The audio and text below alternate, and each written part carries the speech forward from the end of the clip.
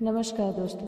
आज के इस वीडियो में हम बात करेंगे हरतालिका तीज की व्रत कथा के बारे में। कथा के बाद ज़रूर करें ये प्रार्थना, तभी होगी आपकी सारी मनोकामना पूरी। आइए इसे सुनते हैं। भाद्रपद की तीज को हरतालिका तीज व्रत किया जाता है।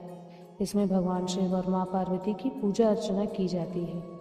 इनकी पूजा से महिलाओं को अखंड सौभाग्य मिलता है। भाद्रपद महीने की शुक्ल पक्ष की तीज को हरतालिका तीज व्रत किया जाता है। इसमें भगवान शिव और माँ पार्वती की पूजा अर्चना की जाती है। कहते हैं इनकी पूजा से महिलाओं को अखंड सौभाग्य का वरदान मिलता है। इस बार हरतालिका तीज का व्रत 6 सितंबर को मनाया जाएगा। यह व्रत थोड़ा कठिन है। इस बार हरतालिका तीज पर बहुत ही शुभ संयोग बन रहे हैं, जो महिलाओं के सौभाग्य में वृद्धि करेंगे। इन संयोगों में व्रत बहुत ही फलदायी होगा। तीज के दिन रवि और इंद्र योग में पूजा होगी। साथ ही चित्रा और स्वाति नक्षत्र का निर्माण हो रहा है। आइए कथा को सुनते हैं। कथा के अनुसार माता पार्वती ने भगवान शिव के लिए कठोर तपस्या की। दरअसल माँ पार्वती का बचपन से ही माता पार्वती का भगवान शिव को लेकर अटूट प्रेम था। माता पार्वती अपने कई जन्मों से भगवान शिव को पति के रूप में पाना चाहती थी। इसके लिए उन्होंने हिमालय पर्वत के गंगा तट पर बचपन से ही कठोर तपस्या शुरू की। माता पार्वती ने इस तप में अन्न और जल का त्याग कर दिया था। खाने में वे मात्र सूखे पत्ते चबाया करती थी। माता पार्वती की ऐसी हालत को देखकर उनके माता पिता बहुत दुखी हो गए थे। एक दिन देवऋषि नारद भगवान विष्णु की तरफ से पार्वती जी के विवाह के लिए प्रस्ताव लेकर उनके पिता के पास गए। माता पार्वती के माता और पिता को उनके इस प्रस्ताव से बहुत खुशी हुई। इसके बाद उन्होंने इस प्रस्ताव के बारे में माँ पार्वती को सुनाया। माता पार्वती इस समाचार को पाकर बहुत दुखी हुई, क्योंकि वो अपने मन में भगवान शिव को अपना पति मान चुकी थी।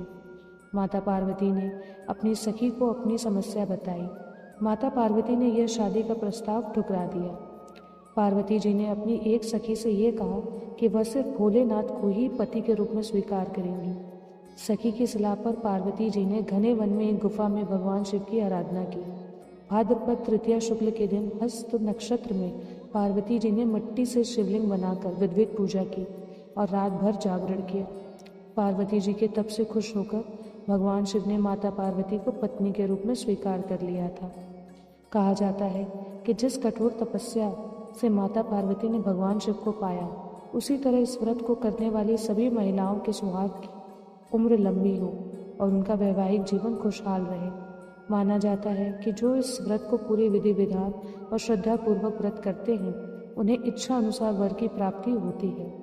हरतालिका तीज पर गौरव और शिव से अखंड सुहाग की कामना करनी चाहिए और बोलना चाहिए कि भगवान हमें अजर अमर सुहाग देना। हरतालिका तीज के व्रत नियम। इस व्रत को रखा तीज में जाता है, लेकिन इसका पारण चतुर्थी तिथि के सूर्योदय में किया जाता है। अगर आपकी शादी के बाद आपका पहला तीज व्रत है तो अच्छे से नियम पता कर लें, क्योंकि जिस तरह पहली बार रखेंगी उसी प्रकार हर साल यह व्रत करना होगा। इस व्रत को एक बार रखा जाता है तो जीवन भर रखना पड़ता है। किसी भी साल आप इस व्रत को छोड़ नहीं सकते। तीज व्रत में अन्न, जल और फल 24 घंटे कुछ नहीं खाना होता है। इस व्रत को पूरी श्रद्धा भाव से करें और भगवान शिव पार्वती का जागरण करें और सोए नहीं। अगर आप बीमारी या किसी वजह से व्रत छोड़ रही हैं तो आपको उद्यापन करना होगा या अपनी सास या देवरानी को व्रत देना होगा। क्यों रखा जाता है हरतालिका तीज?